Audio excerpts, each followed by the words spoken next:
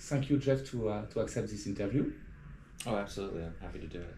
And for the first question I have, perhaps some people doesn't know you in France. Can you introduce yourself? I'm mostly known as the writer of the Southern Reach novels, which are about an expedition into a strange place where an invisible barrier has come down and nature is acting in very strange ways. And I've been a professional writer since I was around 18 or 19. And I have several other series out, the Born series, which includes Dead Astronauts as well as Born, and the Ambergris cycle. And as an author, you are considered as the one who launched the new world. What does it mean, and why this genre is important in the place? Well, I think there were several writers involved, and whenever someone says you founded something or helped found it, it's basically because you're one of the survivors who's still publishing. And I think it was basically a moment in the early part of the century where a certain combination of horror, secondary world, fantasy, and the aesthetic of the new wave was kind of combining an interesting set of influences. And really what it was doing was updating weird fiction, which had been very kind of Lovecraft oriented for a long time, and kind of needed updating. It needed to be, if you wanted to make it a useful tool for talking about current events even, or or kind of wrenching it out of the Gothic and haunted houses. And so I think it appealed to me because horror always appealed to me, but I like the amorphousness of the weird in terms of how it allows for these experiences of the unknown that are not just horrific, but might be ecstatic or oddly beautiful, because those are kind of the ways in which we encounter the unknown in real life. It's not just always something horrible, it's sometimes something that really is maybe inexplicable but beautiful. And how does the idea of this Area X came to you, and what is the model in the real nature, perhaps, of this? When I do writing workshops, beginning writers often ask me the question that can't be answered, which is, how do I write a New York Times bestseller? And I say, have extreme dental surgery, having at least 4 teeth removed like I did, and then have a reaction to the painkillers that puts you in an altered state, and then have a strange dream of a tower tunnel where you're walking down into the tower tunnel and there are strange words on the wall, and then wake up in the morning with the words in your head and the first 10 pages of a novel, and then spend the next month in a fever dream of being sick and writing about the hike that you used to do in North Florida. And that's the setting, and that's the novel, and that's how it works. So that's how it came about. In a very organic way, after kind of telling my brain I wanted to write about Florida, but it coming out, obviously, since I write weird fiction in an uncanny way. And in Absolution, we are at a prequel of a Southern Reach trilogy. When the idea to write again in this universe, and have you some points that you need to close definitively? Yeah, I'm not a big fan of writers continuing too long in a series. I feel like it can get stale, and so I didn't have any thought for a long time of doing another book. I joke, sometimes I didn't want to do Townhouses of Dune, basically, but I had this idea for this expedition of biologists that occurred 20 years before Area X forms, and was highly influential on how it formed. And I'm a big fan of things earlier in history that affect things later. It's something you see in real life in interesting ways. And so I had that expedition in the back of my head. And then I had the idea that there would be someone combing through these archives, in this case old Jim, and kind of piecing that together, and then being thrust into a situation where he is trying to make sense of what's happening in the months before the border actually comes down. And so there was that, and then there was also that I'd always wanted to show the first expedition into Area X after it formed. And on July 31st of 2023, I woke up and I had the entire structure in my head. And it was almost the same as the fever dream of annihilation, except it lasted 6 months, and I wrote morning, noon, and night. and it was just wave after wave of inspiration, and it was exhausting. I didn't do much else but write, and at the end of that time I had 140,000 words of 3 parts that fit together and form a novel. And what surprised me, because I've not read at the moment the first trilogy, so I discover the sequel through Absolution. And what surprised me, but I see that it's the case on the other novel, you don't name the people; they are quite anonymous. Is this a link to the way they have no importance? I think it's more a distancing effect, and in this case, it's both kind of antecedent to what the secret agency does later by stripping people of names, because people with names going into Area X die faster. It's like an easier way for Area X to hack them.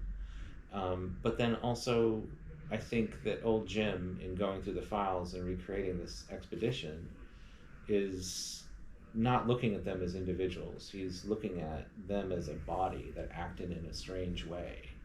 And I found that interesting, because you often see people influenced by other people begin to act in similar ways or reach the same assumptions. And so it was an interesting thing from a horror aspect too, to like think of them as a body of biologists going through this strange experience. And it made the narrative, I think, faster and more riveting. And I was focused at the time with the rabbit, the albino rabbit with the cam, and I just asked this question. I think about the killer rabbit of Capernaum in Monty Python. Is there a link?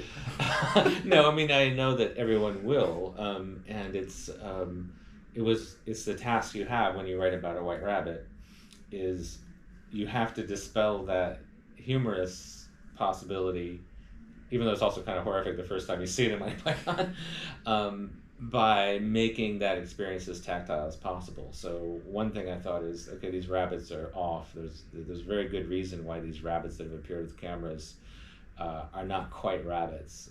What can they do that's not rabbit-like? Well, they can sit there and they can eat fiddler crabs, which rabbits don't do, and they can just do it kind of methodically. And so I put a great deal of effort into making sure that even if you thought of Monty Python, you would soon be drawn back into the horror of what's happening and forget Monty Python. But it definitely was something on my mind.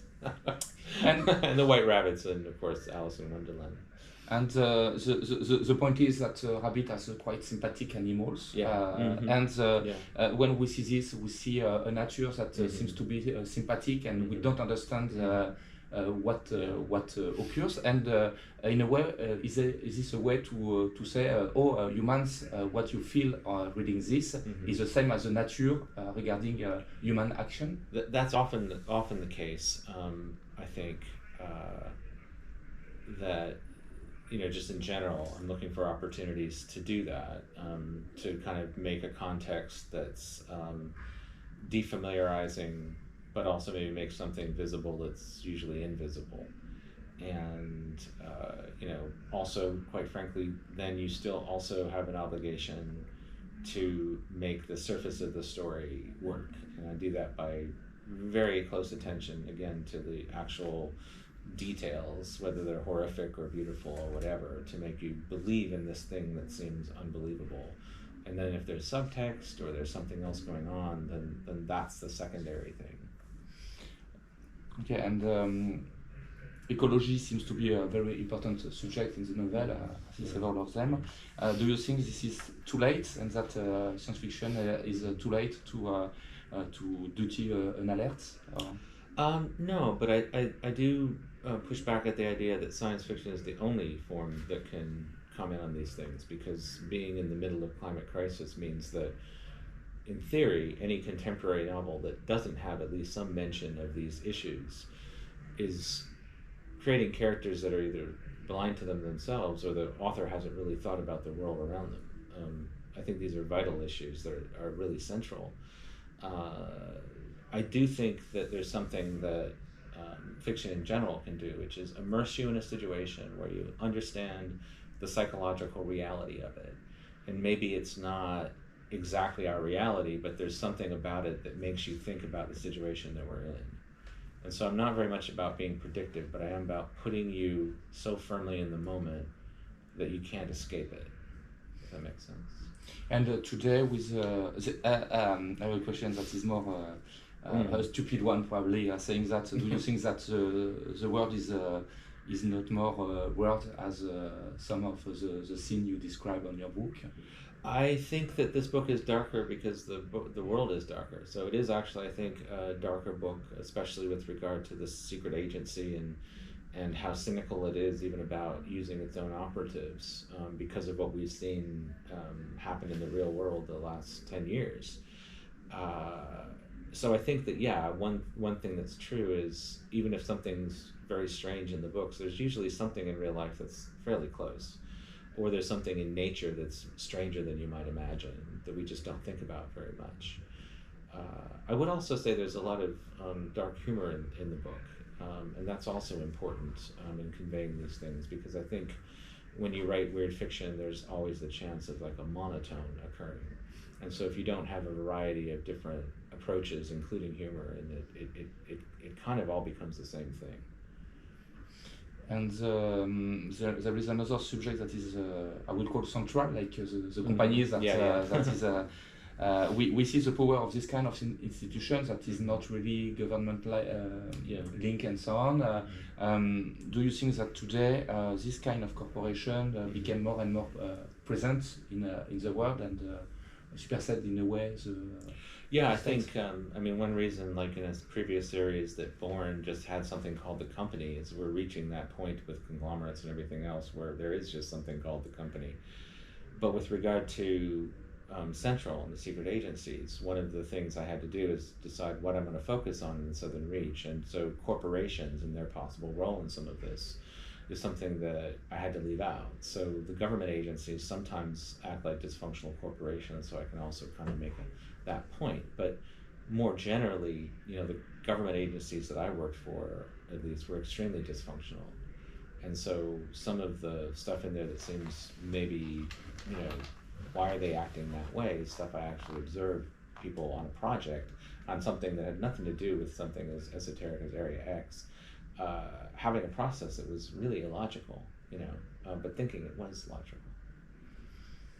Thank you. And you are anthologists too. And on this aspect, have you seen a change on the way of writing, of the type of writers, on the science fiction in a more global way? I think that it's a much more inclusive community now. You quite frankly had just basically a bunch of white guys writing, and a bunch of white guys from like a very limited set of foundational assumptions about the world. And so one thing we see is we're seeing more voices and more different perspectives about the world. And so in some cases, that also means that you're seeing something more interesting about ecology and the environment. So I think it's a much more interesting time. I think there's also kind of what I would call a breathless kind of poetic style that I'm not much a fan of in fiction these days, and kind of an unearned epiphany. So I think that there's also a warning there that you still have to like put in the groundwork and grind it out in a way where there's a kind of grittiness to it sometimes, so it doesn't just float away. And you are in the Utopiales for some days. What do you wait for on this kind of festival, and why are you here, in fact? Well, I'm curious in having the conversations. The panels have been set up in a very careful way, with, I think, very sometimes I appreciate this complex questions, with a careful eye for who they're putting together. So I don't feel like I necessarily have to have a conversation in a corridor with River Solomon, for example, because I'm going to be on a panel and kind of have that conversation then and after. So I appreciate that attention to detail. I appreciate how amazing the art rooms and the book rooms are, so I naturally gravitate to those. I would also say that this is probably one of the most sophisticated conferences for science fiction that I've been to, just in terms of the use of technology and everything else. And so there is a certain way you can relax into it, because you don't have to worry about certain things that you sometimes have to at conferences, because they already have it taken care of. So thank you so much. I hope we will enjoy your festival, and thank you for your time. Oh, thank you for the great questions.